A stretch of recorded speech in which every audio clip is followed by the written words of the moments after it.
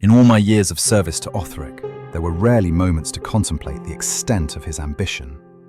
The worm trade and wealth were for him but a mean to ascend to something greater. I was never able to apprehend such ambition until the day I accompanied him to one of his meetings with Lorien, the nephew of one of the wealthiest merchants on Thessera Prime. Although a spoiled brat, as Othric liked to call him, Lorien had a keen eye for trade and business. He had an education under the best of the Merchants' Guild, and all of his uncle's connections in the administratum to boast. Among all of his clients, Othric despised Lorien the most. He imposed on him a price extremely lower to what the worms sold for in the market. Known for his extortive ways, no merchant dared to cross Lorien, lest he invite the ire of his powerful family. That day, he received us with 2 female companions at his side. He did not dismiss them as the 2 men started talking about the details of the larger-than-usual delivery. He probably requested their presence to intimidate Othric. On our way out, Othric was fuming at Lorien's ask. He demanded an exorbitant number of worms at the same usual price. A calamity for Othric, who, in sheer fury, has used the privacy of the elevator to vent his frustration, offering me a rare glimpse into his boundless ambition. "Mark my words," he said as he pointed a finger at me in the angriest of tones and promised that one day he will be sitting in the brat's seat, Natasha and Sophia by his side. A dangerous dream even for the richest of the feudal landlords of Thessera, let alone modest Othric. Even with an absolute success of his trade, the rise to such heights would take several lifetimes and extremely powerful allies, none of which he possessed. But he spoke his words in a seriousness I would not usually attribute to him, his eyes fiery and hungry beyond my recognition. Othric wanted it all, what Lorien had, and much more than that.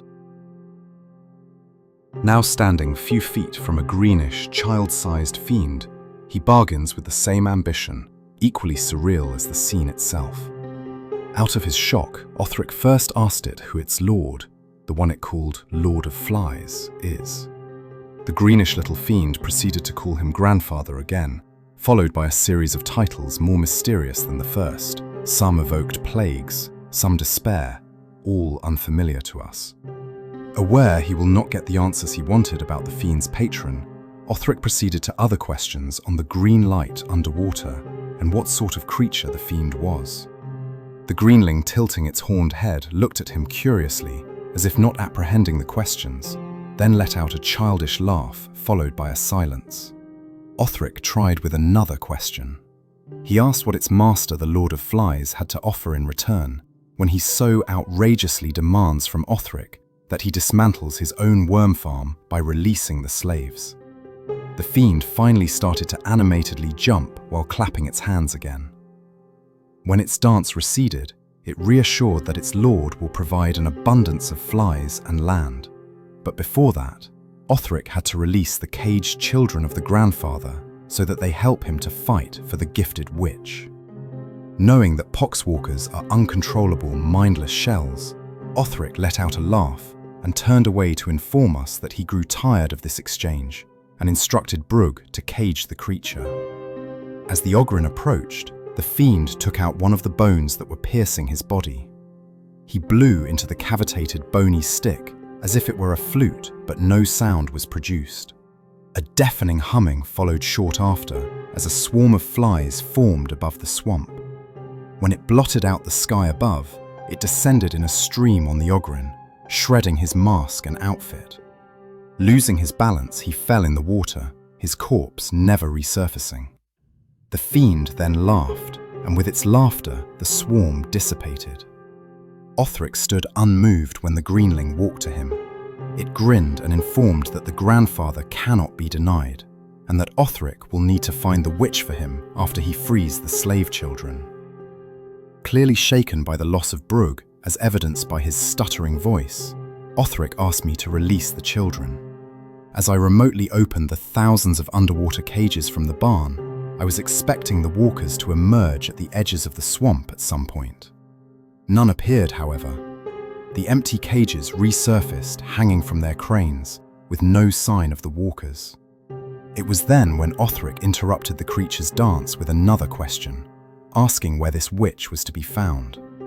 The creature smilingly pointed to the pile of burned sailors that followed us earlier from the city. It threw its bone flute at Othric and instructed him to blow it when he finds the witch.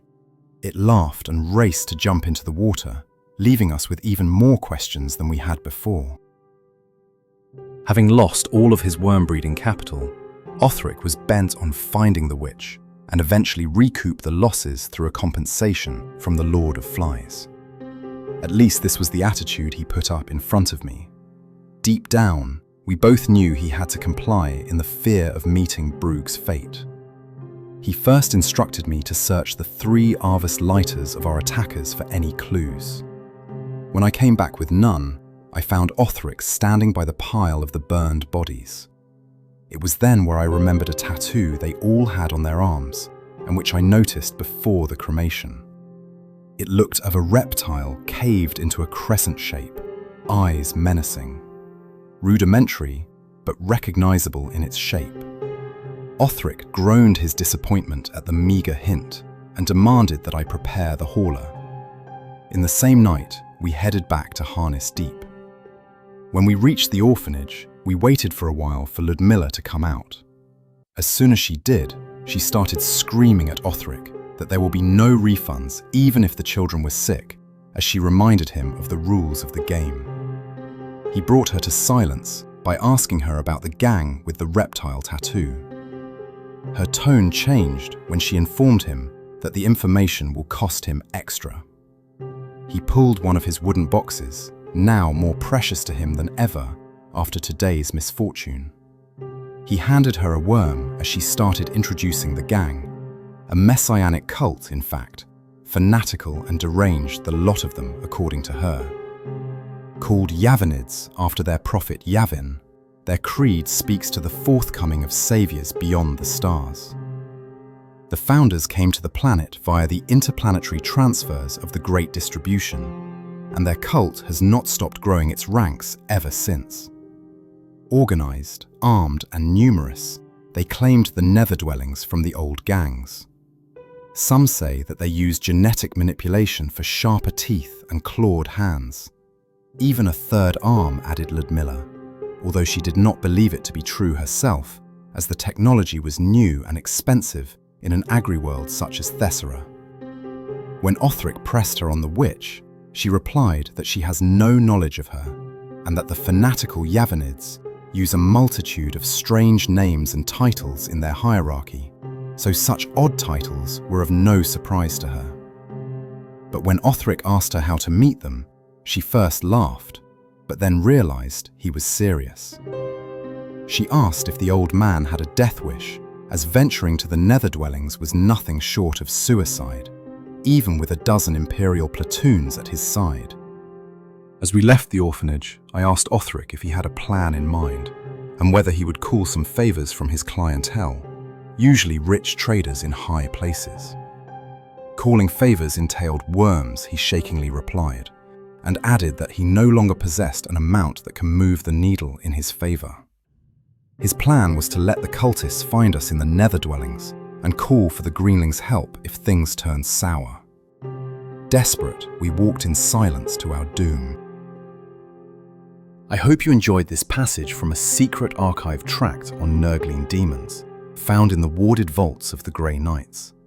If you did, please subscribe, like, comment, and share. Support of this kind for smaller channels such as this one, as well as other creatives who enable genuine, fan-made storytelling, can go a long way in helping to produce further videos.